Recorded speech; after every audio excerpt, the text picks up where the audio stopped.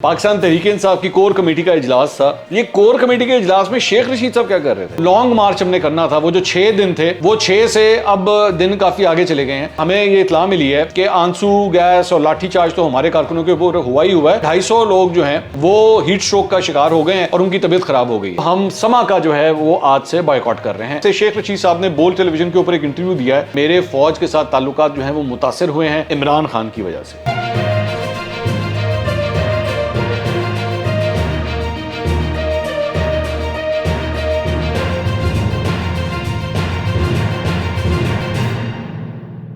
अस्सलाम वालेकुम नाज़रीन, मैं हूं मंसूर अली खान। अपने YouTube चैनल के ऊपर आपको खुशामदीद कहूँगा। सबसे पहले आपसे दरख्वास्त के चैनल को सब्सक्राइब करना मत भूलिएगा और बेल आइकन ज़रूर प्रेस कीजिएगा। वीडियो अगर पसंद आए प्लीज़ उसे शेयर करना मत भूलिएगा। नाज़रीन, 5-6 मुख्तलिफ खबरें हैं जो आज आपके साथ शेयर करनी है। सबसे पहले मेरे ख्याल में बनी गाला चलते हैं, क्योंकि बनी गाला आज एक्टिविटीज़ हुई हैं सारी।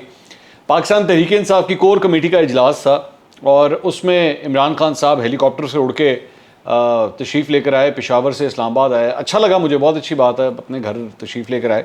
अच्छा, एक बड़ी इंटरेस्टिंग बात मैंने नोट की, ये अगर आप गौर से ये वीडियो के अंदर भी देखें, ये कोर कमेटी के इजलास में शेख रशीद साहब क्या कर रहे थे?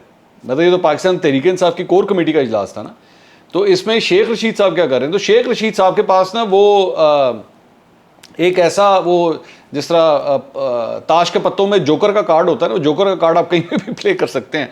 No offence to Sheikh Rasheed साहब, ये मत समझिएगा कि मैं उनको ये बात कर रहा हूँ, लेकिन मैं ये कह रहा हूँ कि उनके पास कोई ऐसा कार्ड है कि वो किसी सियासी जमात की कोर कमेटी के इजलास में भी शिरकत कर सकते हैं। तो ये शेख साहब का कमाल है। तो वरना कभी भी आपने इस तरह नहीं सुना कि किसी पार्टी की कोर कमेटी का इजलास हो रहा हो और उसके अंदर दूसरी जमात का बंदा आके बीच में बैठ जाए। तो ये चीज़ जो है वो सिर्फ इन्हीं के लिए ये फैसिलिटी इस तरह लगता है कि मौजूद थी।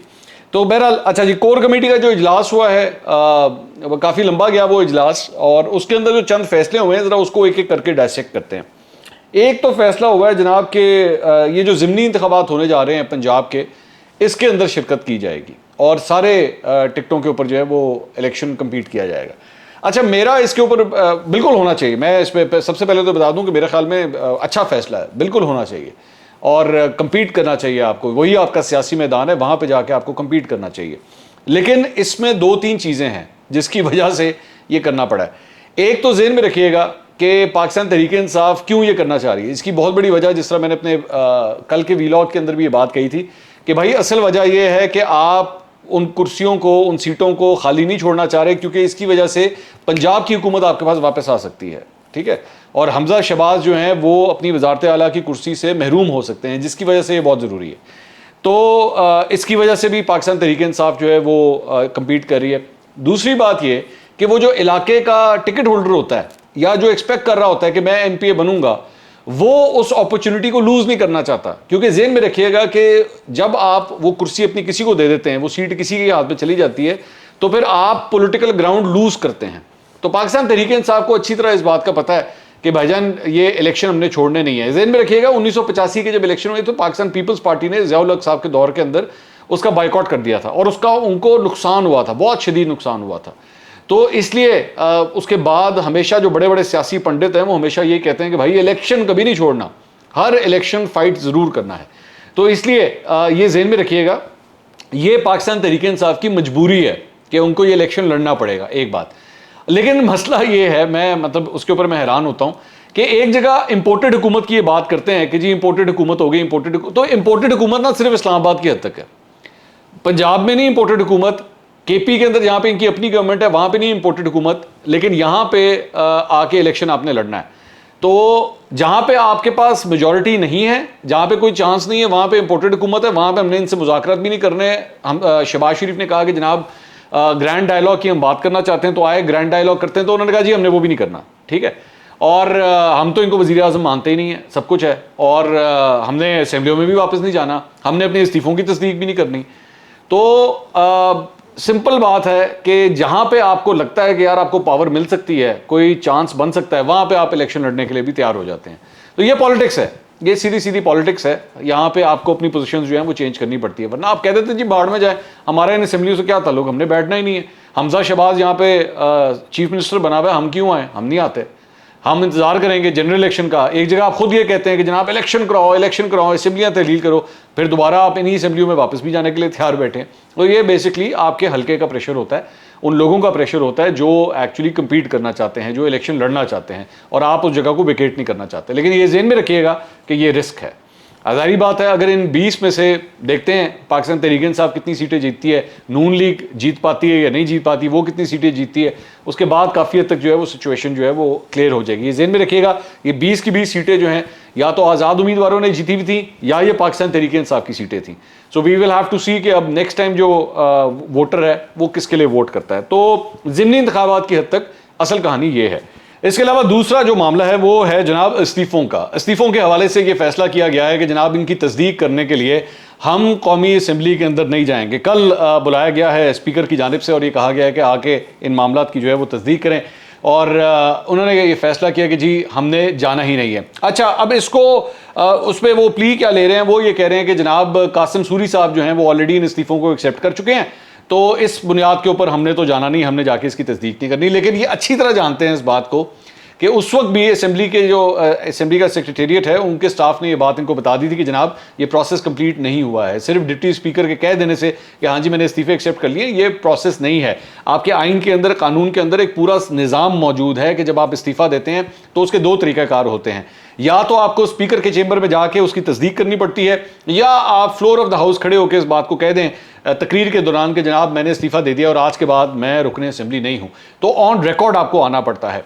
असल बात, अब असल कहानी मैं आपको बता देता हूँ। ये बल्कि आज सुबह ये देख लीजिएगा, ये एक्सप्रेस न्यूज़ के ऊपर, एक्सप्रेस न्यूज़ के अंदर जो है ये खबर भी शाया हुई है कि इनको इस बात का डर है कि 30 MNAs जो हैं, 30 MNAs इस पूरी लिस्ट में से एक्चुअली इस्तीफ़ा देना ही नहीं चाहते, या वो उन इस्तीफ़ों को एक्सेप्ट नहीं करवाना चाहते। एक ये वजह है।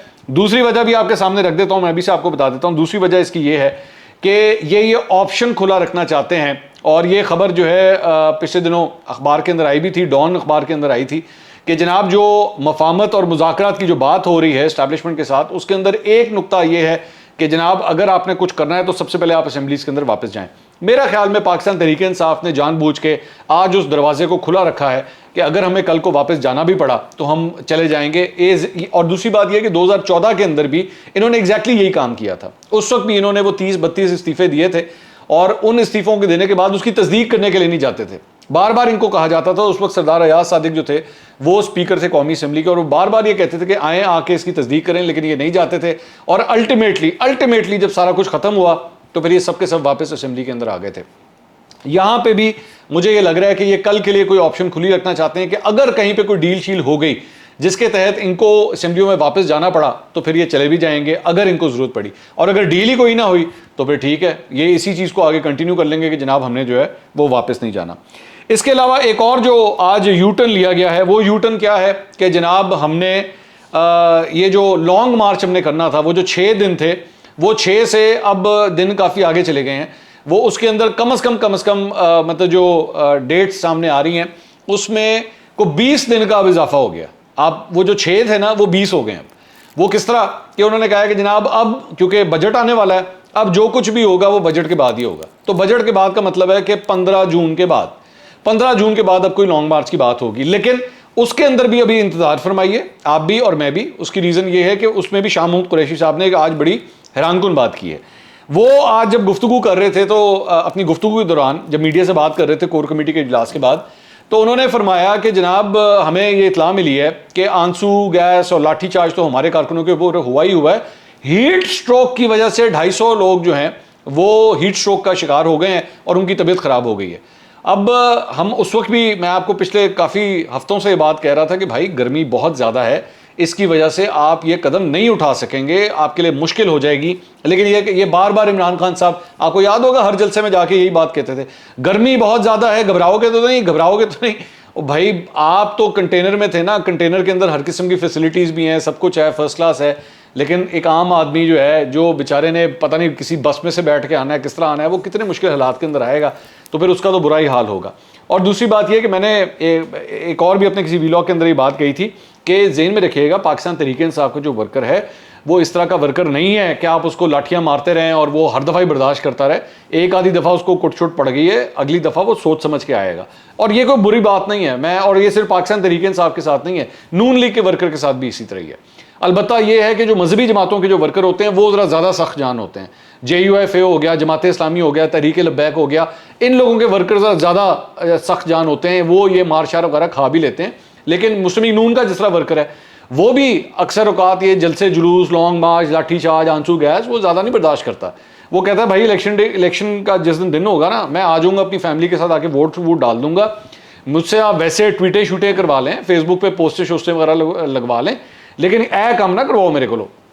तो पाकिस्तान तहरीक इंसाफ का भी जो वर्कर सपोर्टर है वो सोशल मीडिया पे काफ़ी एक्टिव है, लेकिन जब सड़क पे मार खाने की बारी आती है तो वो तादाद बहुत कम हो जाती है। ये नहीं है कि नहीं है बहुत से लोगों ने आके उस सारी चीज़ को फेस भी किया, लेकिन वो आप ये मत समझे कि वो पूरा का पूरा जम्मे गफीर जो है वो उसी तरह ही आ जाएगा और आगे कहेगा जी कोटलोबा हमें नो इशूज़, हम इमरान खान साहब के लिए मार खाने के लिए भी तैयार हैं।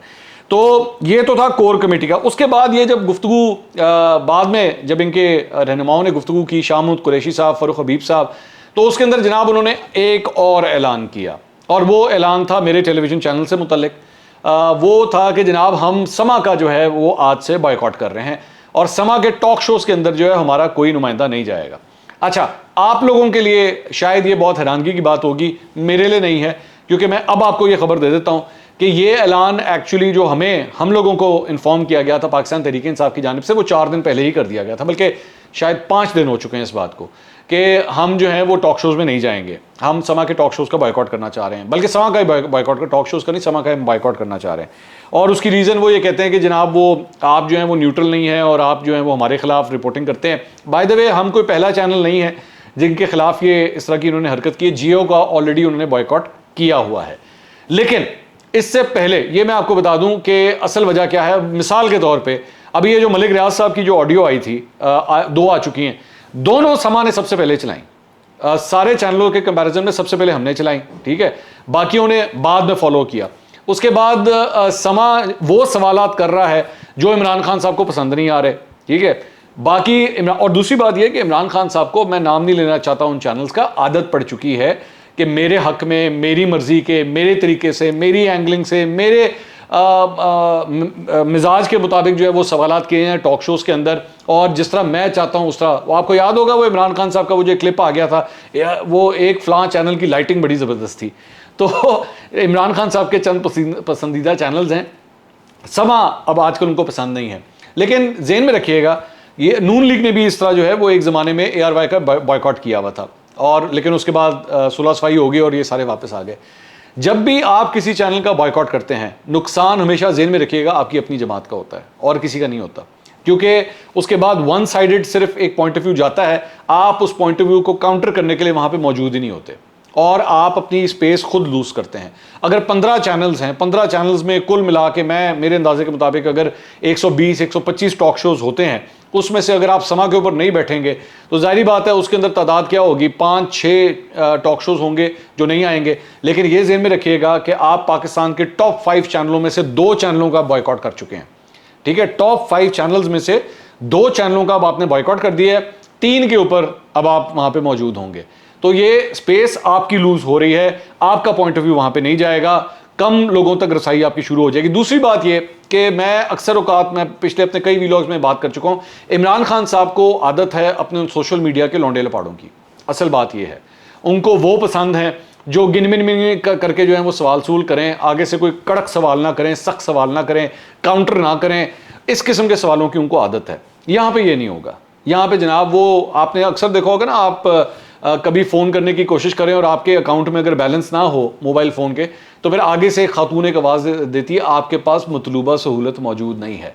तो इमरान खान साहब, आपको जिन चीज़ों की आदत पड़ चुकी है, आपके पास वो मतलूबा सहूलत समा के ऊपर मौजूद नहीं है। आपने बॉयकॉट करना है, 100 बिस्मिल्लाह बिल्कुल कीजिए, नुकसान इसमें आपका ही होगा। लेकिन मैं दुआ करता हूँ कि वो लोग जो मीडिया के साथ एफिलिएटेड रहे हैं आपकी पार्टी के अंदर, फवाद चौधरी साहब हो गए, उनसे ज़रा बैठ के पूछ लीजिएगा, बात कर लीजिएगा, हो सकता है वो आपको बेहतर तजवीज़ दे सकें।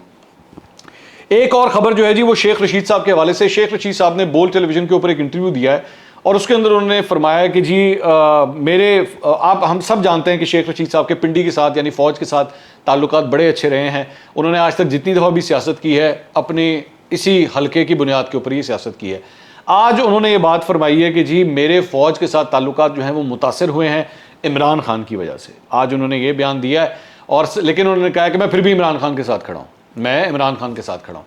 तो ठीक है, बेशक वो मुतासर हुए हैं लेकिन हो जाएंगे, ठीक हो जाएंगे।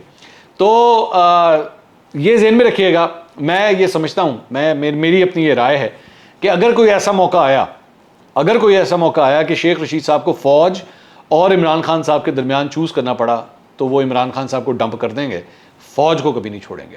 ये ज़हन में रखिएगा। अभी 29 नवंबर तक ज़रा वेट कर लीजिए। 29 नवंबर के बाद बहुत सी चीज़ें खुल के सामने आ जाएंगी, ठीक है।